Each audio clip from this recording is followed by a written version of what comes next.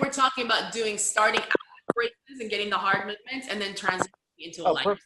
Yeah, that's more what I meant. Yeah. Sure. Sometimes you'll have patients who come into your GP office and say, "Oh, I'm sorry, you're not an Invisalign case." Well, let's make them into an Invisalign case. Let's start off with brackets first, get all the severe rotations out of the way. Let's get more arch expansion. Let's correct the open bite or the deep bite if we can early on.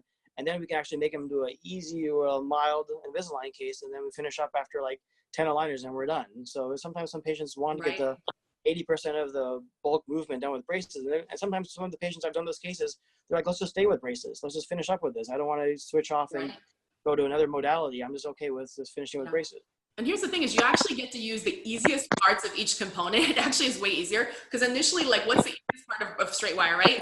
The round, the round night ties, just like indirect bonding and let it cook, barely have to see them. Everything just its own thing. And then once you get into the part which is more challenging, which is like, detailing and fine tuning, you can switch that into aligners, which is the easiest part of aligners because you don't even necessarily need attachments possibly. And you definitely don't need to do an Invisalign full comprehensive case. You can do like an express or a light, or you could use one of these zillions of clear, design your own clear aligners for crazy cheap. So